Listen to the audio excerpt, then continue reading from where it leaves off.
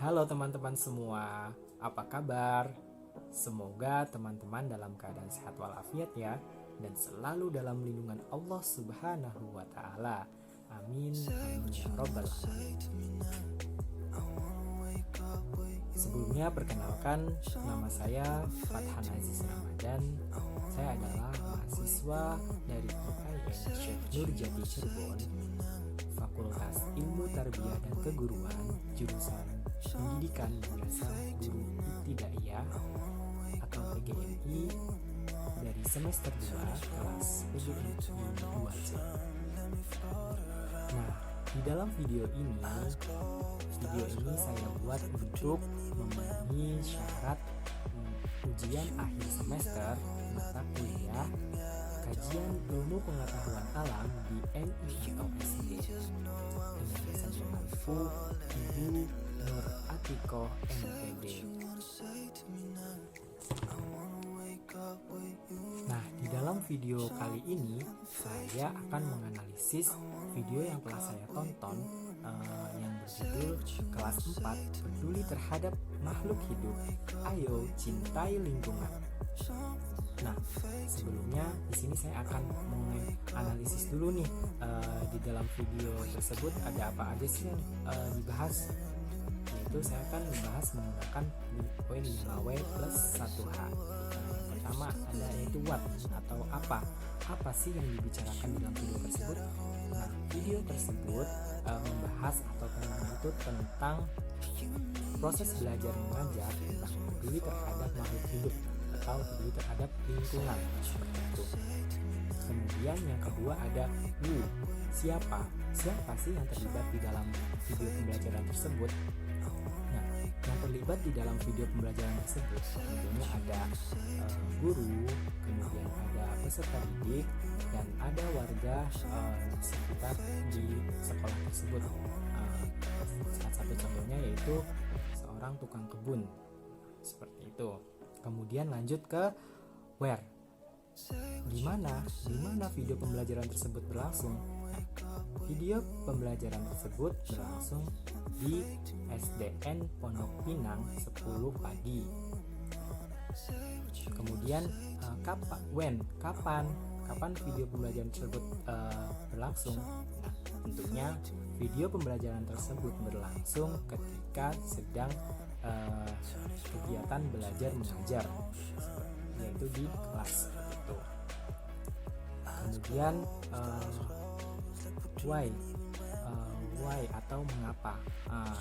Dalam subtema ini kan menjaga lingkungan. Nah, why-nya itu kita bahas mengapa kita harus menjaga lingkungan, mengapa kita harus menjaga lingkungan sekitar kita, itu poin why atau mengapa.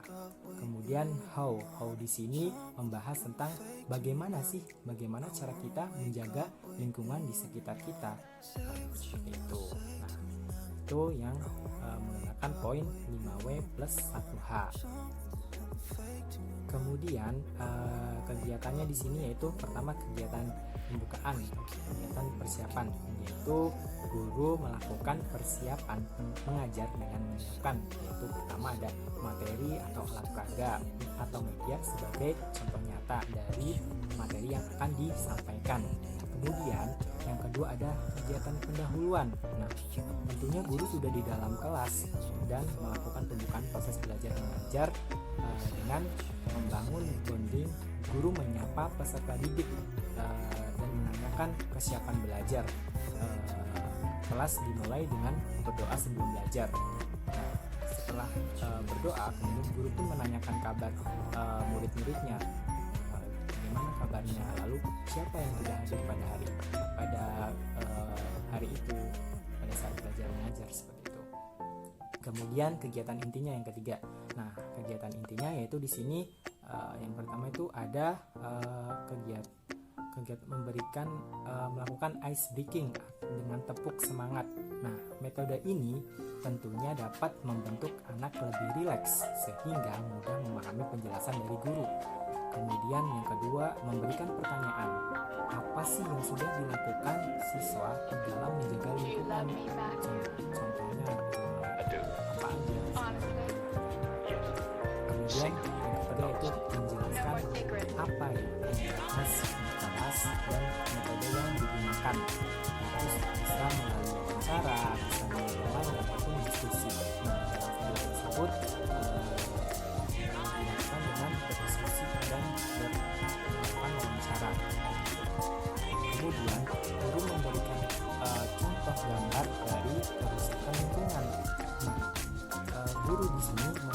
siswa untuk menganalisis apa penyebab dari kerusakan lingkungan tersebut, seperti itu.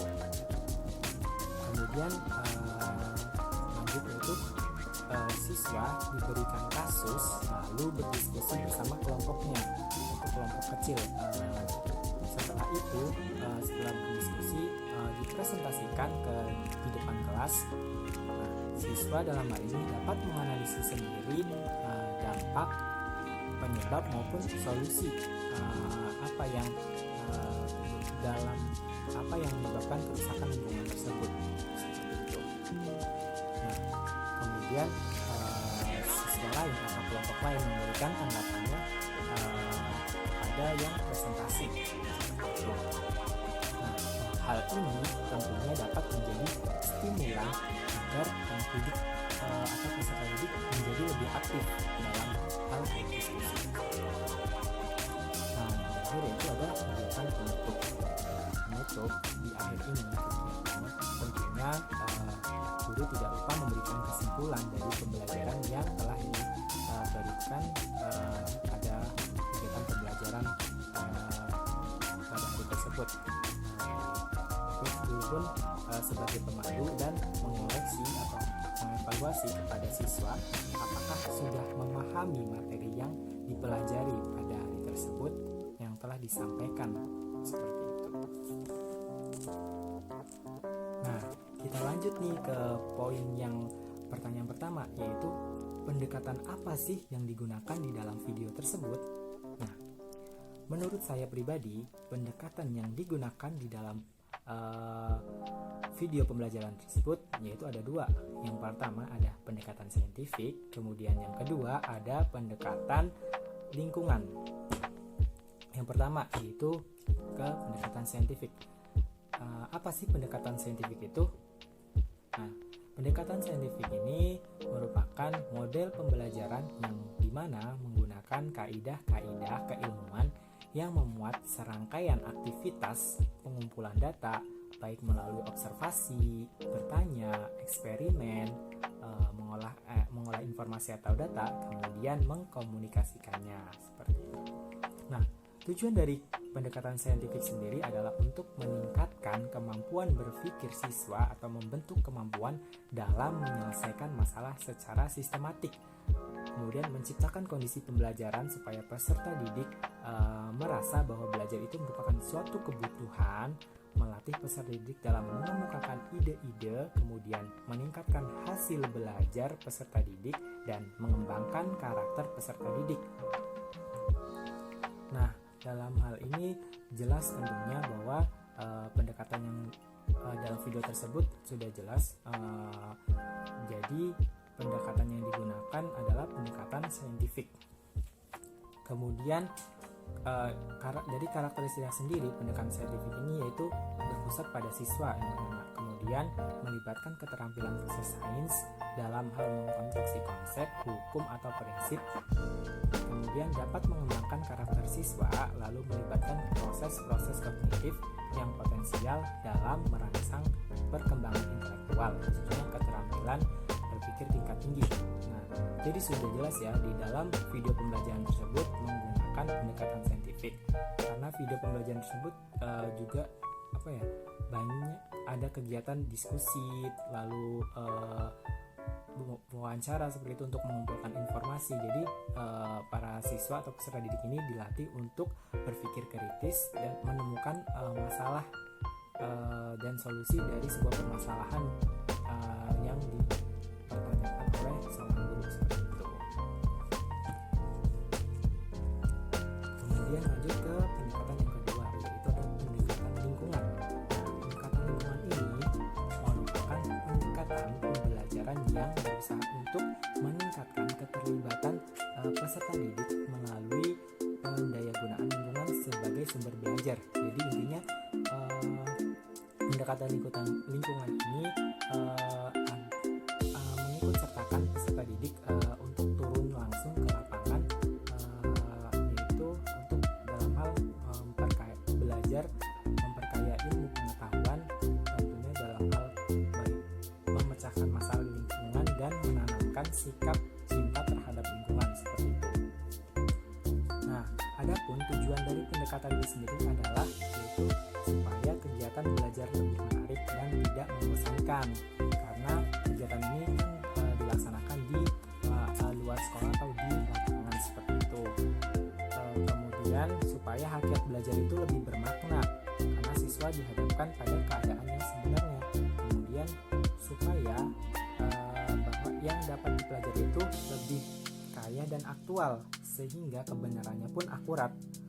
Kemudian agar kegiatan belajar tuh lebih komprehensif dan lebih aktif, sebab dapat dilakukan melalui berbagai cara, yaitu tadi seperti melakukan wawancara, kemudian mengamati dan lain-lain. Nah, di dalam video tersebut sudah jelas ya, seorang siswa melakukan tugasnya secara berkelompok, kemudian melakukan wawancara ke warga sekolah untuk menanyakan bagaimana kepedulian warga sekolah akan pentingnya kebersihan lingkungan. Kemudian apakah sudah menerapkan kebersihan lingkungan dengan menjaga lingkungan sekolah atau belum, seperti itu, dan melakukan diskusi. Kemudian tujuan yang selanjutnya itu supaya siswa dapat mengetahui dan memahami aspek yang ada di lingkungannya, seperti itu. Nah, teman-teman, tentunya nih pendekatan lingkungan ini sangat berperan penting dan bermanfaat bagi peserta didik. Karena apa? Kembali lagi kita ke tujuan pendidikan di SD, yaitu antara lain agar anak didik dapat mengenal alam sekitar. Nah, alam sekitar ini tentunya termasuk ke dalam lingkungan, seperti itu. Nah, dengan pendekatan lingkungan ini tentunya peserta didik dapat memiliki kesadaran akan pentingnya lingkungan, baik secara makna kognitif maupun afektif, yaitu akan tahu dan mengekspresikan dampak dari perilaku lingkungan, kemudian tahu dan mampu mengekspresikan tentang berbagai penyelesaian, lalu memahami perlunya penelitian sebagai bekal pengambilan keputusan, dan memahami pentingnya kerjasama dalam menyelesaikan masalah lingkungan, seperti itu. Begitulah kenapa saya memilih alasan saya memilih pendekatan yang paling tepat digunakan adalah pendekatan lingkungan dan pendekatan sosial. Baik, kita lanjut ke soal atau pembahasan kedua, yaitu teori apa yang digunakan di dalam video pembelajaran tersebut. Nah, menurut saya sendiri teori yang digunakan di dalam pembelajaran tersebut adalah menggunakan teori yang pertama konstruktivisme, kemudian yang kedua ada teori humanisme, kemudian ada teori kognitif dari Piaget, seperti itu. Yang pertama langsung saja dari teori yang digunakan dalam video tersebut, yaitu ada teori konstruktivisme. Apa sih teori konstruktivisme itu? Nah, teori konstruktivisme ini adalah siswa belajar dari pengalaman yang realita yang nyata di lingkungan masyarakat. Kemudian siswa juga aktif dalam kegiatan belajar, tidak lagi mengikuti apa yang diperintahkan oleh guru. Dalam hal ini, guru bukan merupakan titik sentral dalam pembelajaran, namun guru hanya berperan sebagai moderator atau istilahnya fasilitator, seperti itu. Kemudian, menurut teori konstruktivisme ini, belajar itu merupakan proses untuk membangun pengetahuan melalui pengalaman dari lapangan atau dari terjun langsung di masyarakat, seperti itu. Nah, siswa akan memiliki pengetahuan dengan cepat tentunya jika ia belajar dari hal yang realita di lapangan, bukan untuk membangun kognitifnya saja. Nah, dalam hal ini tentunya peran guru yaitu sebagai fasilitator atau moderator. Guru bukanlah yang bodoh yang guru bukanlah satu-satunya sumber belajar yang harus ditiru. juga bukan orang yang bodoh yang selalu meniru dan mengikuti ucapan dan tindakan guru. Nah, dalam hal ini siswa dituntut untuk lebih aktif baik dalam bertanya maupun menanyakan ide-idenya. Kemudian kita lanjut ke teori pembelajaran yang kedua, yaitu teori humanisme. Kenapa saya bilang ini? Karena menurut saya dalam teori humanisme ini siswa belajar mengenal dirinya dan lingkungannya sendiri untuk menggali potensinya masing-masing. Dalam teori ini juga semua siswa berani mengutarakan pendapat atau gagasannya secara bertanggung jawab tanpa merugikan orang lain. Jadi kebutuhan siswa semua terpenuhi hak-haknya terutama dalam berpendapat. Sudah jelas ya di dalam video pembelajaran tersebut banyak siswa yang aktif bertanya, kemudian menjawab pertanyaan dari apa yang ditanyakan oleh orang guru seperti itu. Nah, kemudian kita lanjut ke teori yang ketiga, yaitu teori kognitif dari yang dikemukakan oleh Piaget. Nah, kenapa saya pilih teori ini? Karena di sini teori ini mengatakan bahwa belajar akan lebih berhasil apabila disesuaikan dengan tahapan perkembangan kognitif peserta didik. Nah, di sini peserta didik itu hendaknya diberikan kesempatan untuk melakukan eksperimen dengan objek fisik yang ditunjang oleh interaksi dengan teman sebayanya dan dibantu pertanyaan dari guru. Dalam hal ini juga guru hendaknya banyak memberikan rangsangan kepada peserta didik agar mau berinteraksi dengan lingkungan secara aktif untuk mencari dan menemukan berbagai hal dari lingkungan. Nah, dalam hal di video tersebut sudah jelas bahwa para peserta didik melakukan diskusi kelompok, kemudian melakukan wawancara kepada warga sekitar sekolah untuk menanyakan permasalahan yang sedang seperti menanyakan pentingnya sudahkah warga sekitar sekolah menjaga kebersihan lingkungan, lalu seberapa intinya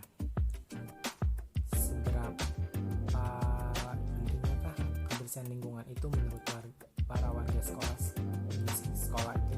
seperti itu. Baik, selanjutnya kita ke pembahasan yang ketiga, yaitu mengenai model belajar apa sih yang ada di dalam video tersebut.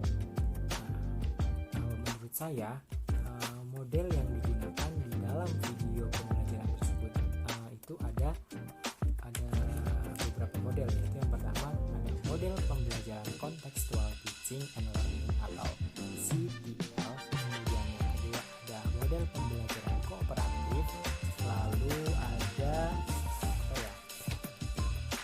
model learning cycle, kemudian ada model children learning in science atau CLS.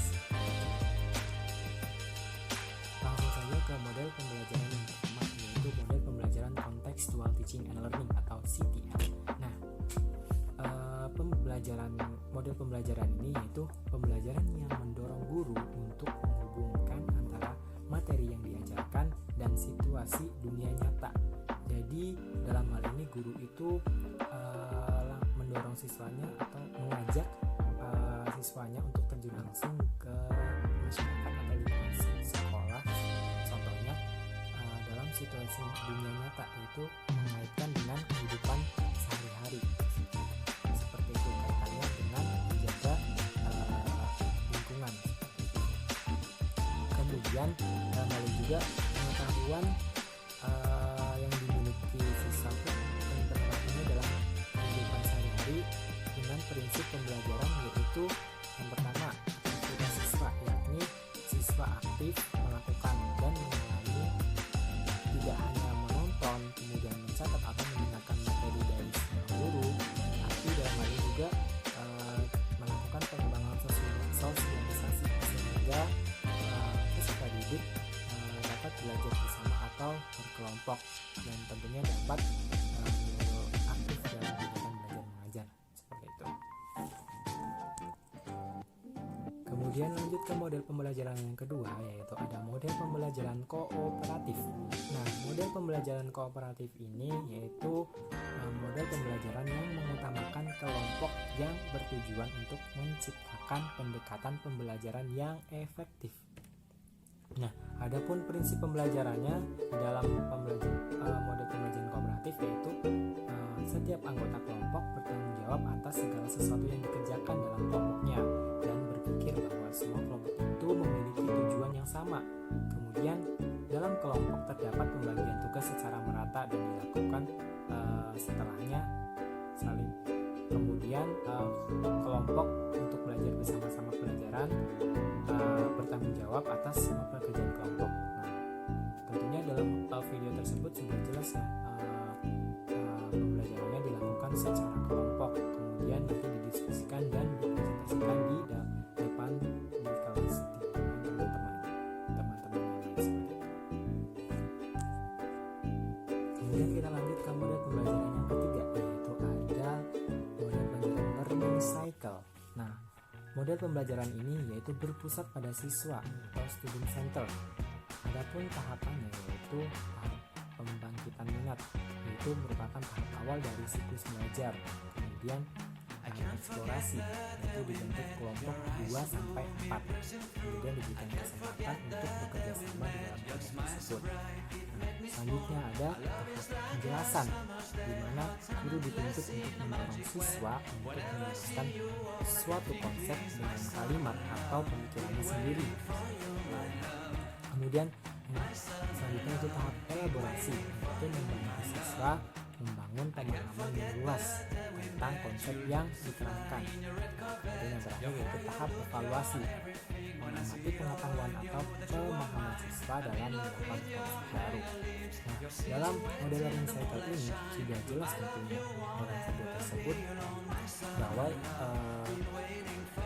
dalam video tersebut bisa dikatakan menggunakan model learning cycle. Karena apa? Karena di dalam video pembelajaran tersebut pembelajaran sudah dilakukan secara berkelompok, yaitu terdiri dari 2-4 anggota.